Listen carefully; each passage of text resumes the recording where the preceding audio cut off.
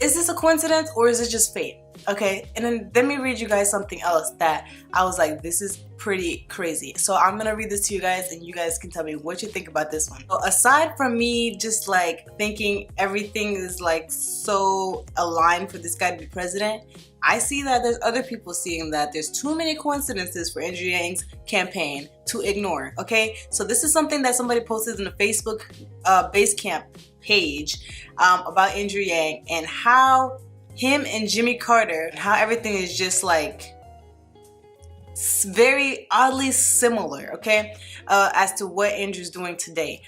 Jimmy Carter was a peanut farmer, okay? Andrew Yang is the son of a peanut farmer, all right? Jimmy Carter was stationed in Schenectady, New York. Andrew Yang grew up in Schenectady, New York. Both Carter and Yang are philanthropists, humanitarians, and men of the highest integrity. They are/were both despised by the establishment. In December 1975, by the way, Andrew was born in 1975. Okay? In December 1975, Jimmy Carter was polling at less than 1%. He went on to win the Democratic nomination with 40% of the vote. How? A band of 500 volunteers from Georgia traveled to Iowa to canvass for Carter. They were called the Peanut Brigade.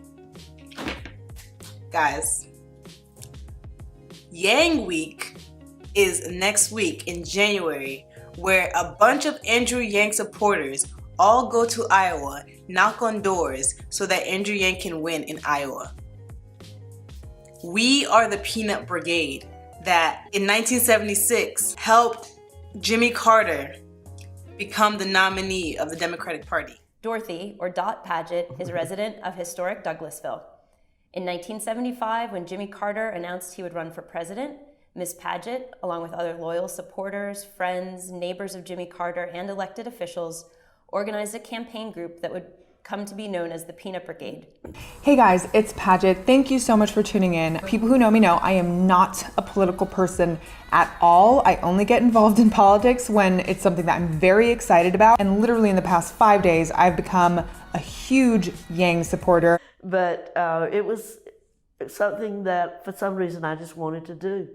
This man came to my house, I met him, and it seemed to be something that I, as a mother of 4 children, I really didn't have time to do it, but he appealed to me very much so that I wanted to go to work for him.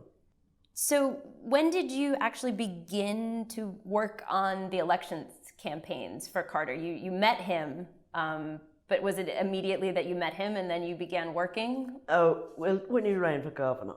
Okay. Oh, it was a pretty tight race. He had no money. That seemed to be what has run through all of his campaigns.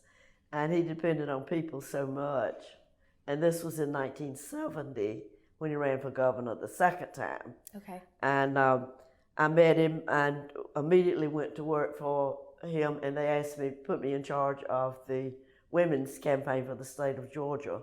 And that was showed very much so how much they needed volunteers to help them, because I really didn't have that kind of experience. But I did know a lot of people throughout the state of Georgia. My husband was with the Trust Company of Georgia, and I traveled with him. And Rosalind was not very, at the time, she was very shy. You write about that in your book. Yes, I know it. Mm-hmm. And she was not very outgoing, but she did an absolute wonderful job. And she talked about Jimmy, and people believed her. And it was just that one-on-one personal contact that I think that helped them so much. And they worked so hard and met so many people personally. But when you see what you were able to do with so little money.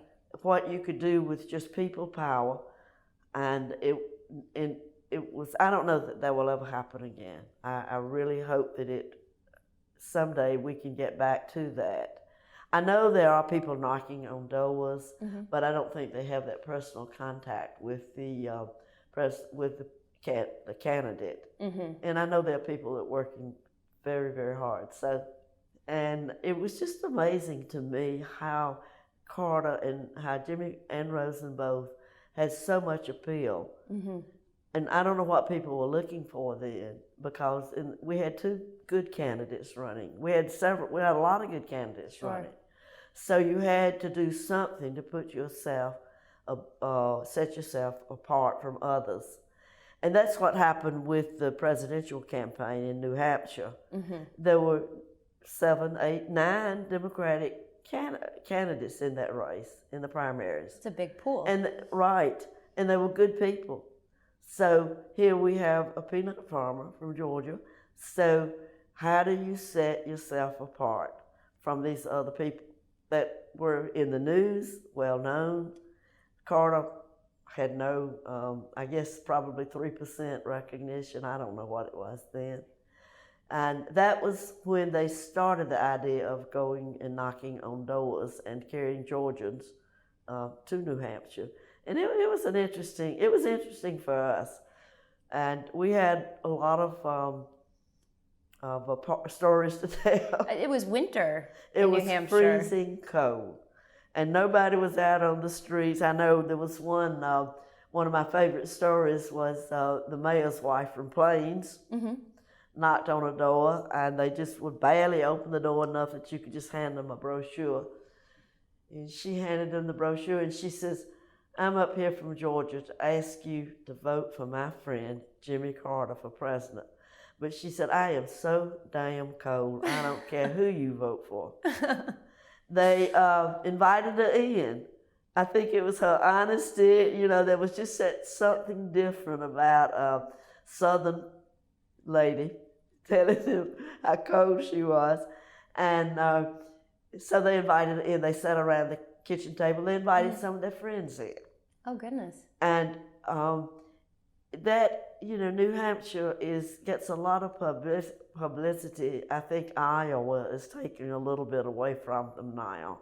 And of course, that's purely Jimmy Carter, what he did in Iowa when nobody was paying attention to it. But there were, you know, just that few, but there again, that's where the media plays such a big role, because to win the New Hampshire primary really puts you on the track to for bigger things. And so that was so very important. It really accelerated his campaign. Correct, yeah, and that was where they were headed, and that was the strategy. After we were in a house, we would write a note, a personal note, and thank them for coming to the door. And it was a combination of a lot of things. And I believe that none of the other candidates, by the time we did this, it was too late for them to organize anything that was similar. So I think it was just a good campaign strategy that worked. It started with the idea of how do we set this man apart. And that they came up with it, and it happened to be a really good idea. And of course, we paid our own expenses. That's interesting. So speak a little bit more about that. They said, please come, give us your time, trudge through the snow, and by the way, you have to buy your ticket for your flight. You have to pay for your hotel. We paid all of our own expenses. And that would surprise people. You know, New Hampshire was accustomed to this, though. This was not the first time this has happened in their state. They were accustomed to people coming to their doors, knocking. But mostly it was not people that personally knew the candidate. And it was not a mature person like me or an elected official from the state of Georgia, maybe that had served with Jimmy. And it was not the same type of people. I think there was more, perhaps, maturity. And made it much more believable. Sure. I think that was it. And then when people would say, "You mean you paid your own expenses to come up here to do this?" Well, if you think that much of this person, then yeah, we'll take your brochures and we'll look at it and we'll think about voting. And then, of course, the combination of each card had something on it that would say 1, 2, 3, 4, or 5. If you thought it was somebody that actually would get out and vote, you would put a 1 or 2, and then the campaign took it from there. and they made sure that those people did get out and vote. So it was a good strategy. We were just a big part of that. So the paying for yourself was necessity, but then it also worked to your advantage in the did, strategy. indeed. It speaks Yes. volumes. But then the reason that we went on from there is there was such a lack of money. Carter really did not have that much money in the primaries because we were under the federal laws and we were only allotted, I think in the primaries it was $21 million. Can you imagine? No. I mean, that is such a small amount of money. Pocket change. And correct, pocket change. And the peanuts were the grassroots workers and the volunteers.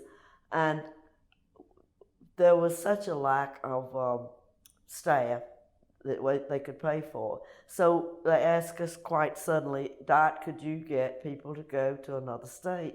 So Wisconsin was the next state that we were going in. Florida, I'm sorry. Oh, Florida was really, really tough.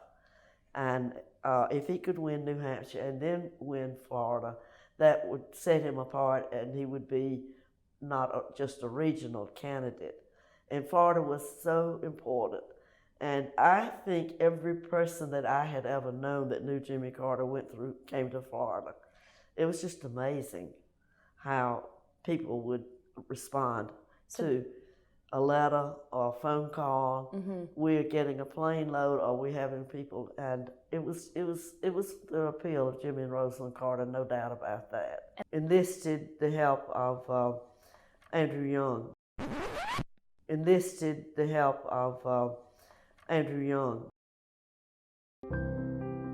When Jimmy Carter started running for president, he was really a very good guy and one of the smartest people I knew, and I ended up working with him, and then he said, I need you to go to the United Nations as ambassador. And I said, I'd rather stay in Congress. And he said, no, I need somebody who was with Martin Luther King to represent the United States in the UN. So that took care of that.